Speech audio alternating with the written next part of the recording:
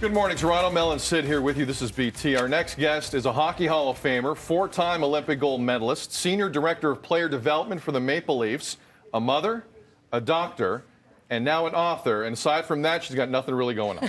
Hayley Wickenheiser is sharing the many lessons she learned in sports, medicine, and motherhood in her new book, Over the Boards, Lessons from the Ice. Hayley has been kind enough to join us this morning. Hayley, great to see you. Good day. Morning. Hi, good morning, guys. Thanks for having me. Go ahead, Mel. I was going to say, in your life, Hayley, there are so many places you can start this book. Where do you begin? Do you look at the Olympics? Do you look at your beginnings in hockey? But you decided to begin this book, which is incredible, with your first experiences in an emergency room in Toronto. Why did you want to start there, and why was it so important to do that for you? Well, actually, I thought, Mel, it was the first day, actually, it was my first day of medical school, actually, in Calgary, where I went to the University of Calgary Medical School.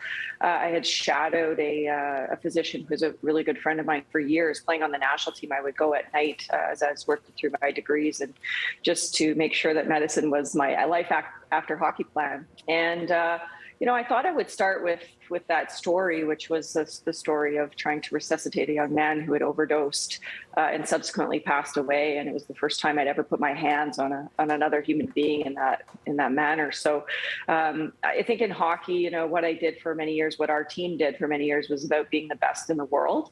And what I saw in medicine and what I've lived through in the last 4 years is people that are the best for the world. And I think what we've seen, in the pandemic in the last 18 months, I've seen in healthcare is people doing some pretty incredible things to help others in the midst of their own fear, their own fatigue, their own anxiety. And I just thought starting off with that story might give the book a little bit more of a humane flair. It's a sports book, but it's more of a life book as well. Hayley, we're going to get back to the book in a second because a lot of people should read it. But I do want to thank you for what you did, not just in the healthcare trenches where you were, but on social media. There was a lot of stuff on social, as we remember, in the first few moments of that pandemic. You were a calming, positive voice, and your messaging that you put out there, not just in the work you were doing, but in fundraising and helping people out through a tough time, was quite frankly inspiring. But I do have to ask you, because you've seen it a lot close up than us, what is the shape physically of our healthcare system right now, our frontline healthcare workers? Where are they at right now? Mentally, where are they at right now? How much damage has been done? Yeah, well, thanks, Sid. I think at the start of the pandemic, I was a little obviously naive as to what a pandemic was, and we all were, but being very new into medicine and healthcare, just not really knowing what to expect. I had a lot of energy, whereas others started this pandemic having been through one before, having been in healthcare for many, many years, like SARS and the other things that we faced. I was talking to my good friend yesterday, who's a senior emerge doc in Calgary, and I asked her how she was doing, and she said, she's fine, but she feels that everyone's tired. And that's sort of the feeling that I get. We've sort of all resolved ourselves that COVID's here to stay. It's going to become endemic eventually. But people are, I think, tired. They're weary. They're soldiering on.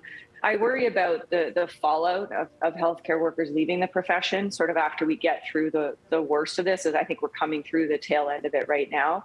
I worry about, the treatment of our nursing staff across the country and our system that was stretched to the max. I have personally seen families that have lost loved ones because of sort of the side effects of COVID, waiting too long to go to the hospital, staying home sick, things like that. And so now we're starting to see the after effects of that. And then not only that, there is the, I think, second wave of the pandemic, which is the mental health, the opioid crisis that we have, and people that have really been suffering in sort of silence as we've just tried to put the Band-Aid on this thing for such a long time. So I think there will be some fallout for quite a while, but what people have done inside the system with such little resources is pretty remarkable, in my opinion. And Hayley, I want to echo some of Sid's thoughts and thank you for everything that you are doing, physically doing, but also on social media. You really are a bright star in this really dark space that a lot of us have been in for a while. One of the themes in your book, but also what you've lived with in your life, is resilience. You grew up, everyone knows all about your hockey career, but young girls in hockey, it didn't start that way. You had to face a number of challenges, a lot of adversity, but you came out on the other side, and that's one of the themes in your book here. Why is that so important to today, to make sure we push that forward, that message? Well, when I look at every great athlete that I know, people that I respect in other fields of life, I think the one quality that stands out to me is resiliency. It's just the ability to get knocked down and get back up again. And nothing teaches you that, unlike sport. And so for a lifetime, it feels like I did that every single day.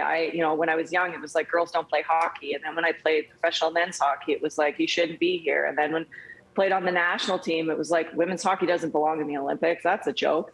And so you just constantly I feel like I got so used to not listening to the critical opinion of others that when I started medicine, it has served me very well, because every day in medicine, someone's telling you the same thing, what you're doing wrong, how to do something better. They're all, for the most part, trying to help you.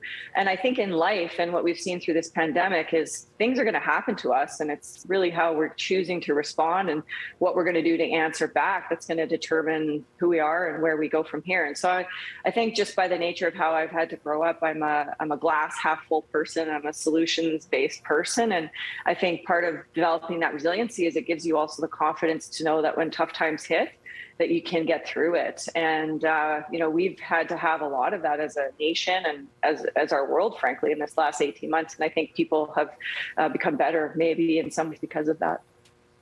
Let's show the book cover one more time, guys, as we say goodbye. Over the Boards, Lessons from the Ice is the new book. She is Dr. Hayley Wickenheiser, and this country is lucky to have her. Hayley, thank you very much. Don't be a stranger. Let's do this again, especially if you want to comment on anything, you want to get a message out, you let us know, and we will accommodate. Have a great day. Thank you. Thank you. All right. Thanks, Sid. Thanks, Mel. Have a good one, guys.